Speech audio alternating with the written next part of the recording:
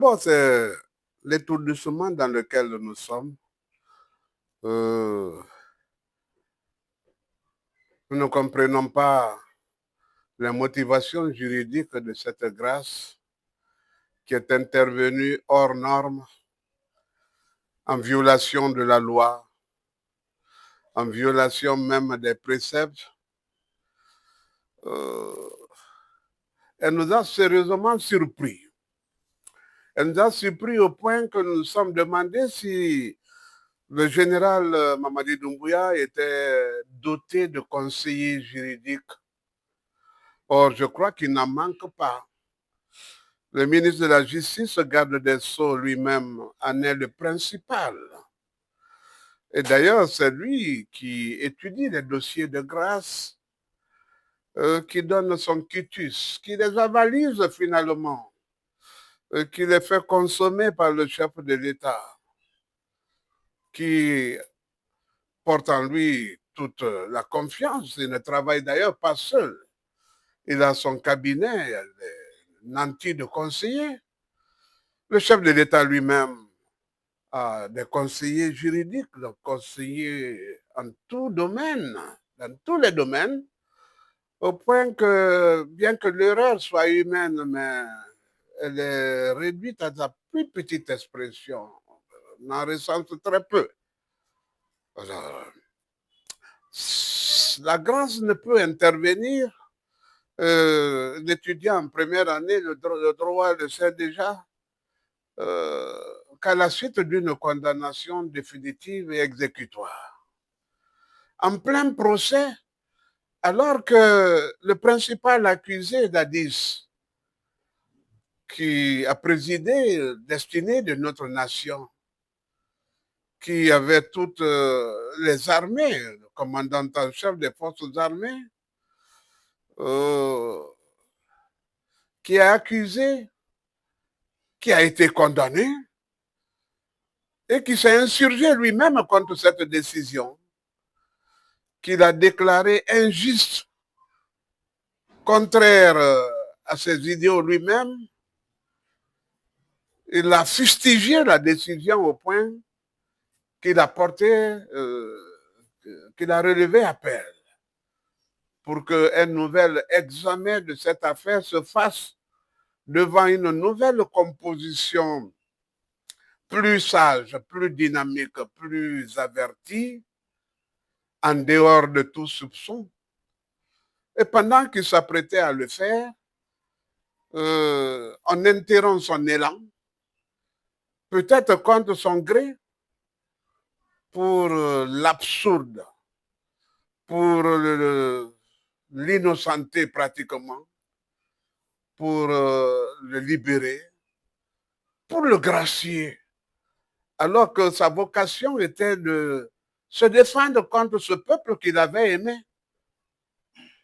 qui le jour de la prise de ses responsabilités à l'échelle nationale, les autorités qui l'ont soutenu, la société civile, les partis politiques, le mouvement des travailleurs, les syndicats, les notabilités. Dadis voulait laver sa robe devant ces autorités-là, comme pour dire qu'il n'est pas un tyran, qu'il n'est pas un dictateur. Le décret lui a empêché de se défendre, de le dire, de délier la langue.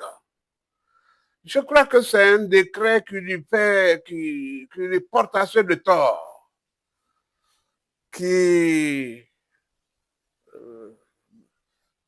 empiète ses droits à lui-même.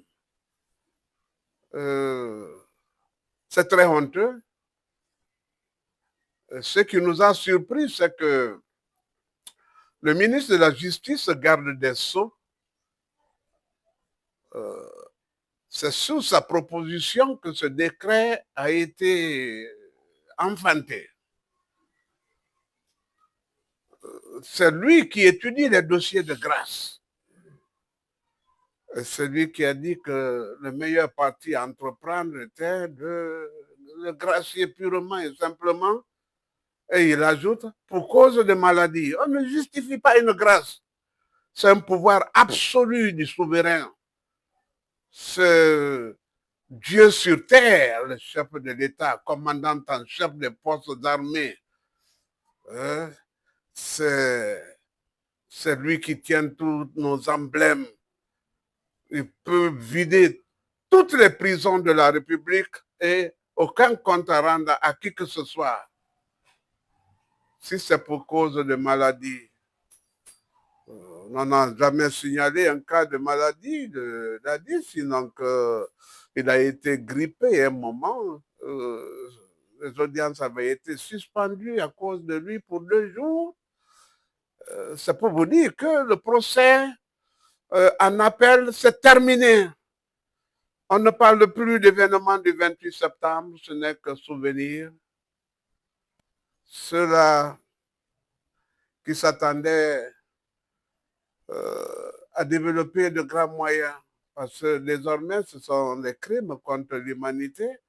Dadis et nous devrions d'ailleurs faire cause commune, même si nous ne défendions pas les mêmes intérêts. C'est un sujet qui n'a pas été discuté. Le crime contre l'humanité ne nous a pas été notifié.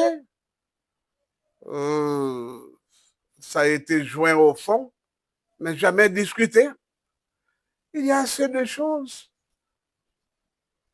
Les charniers n'ont jamais été visités.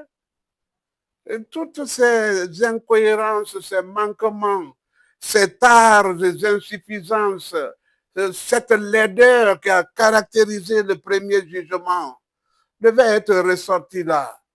Mais regardez ce qui va se passer si par extraordinaire, parce que nous vivons l'extraordinaire maintenant, l'audience devait avoir lieu devant la cour d'appel.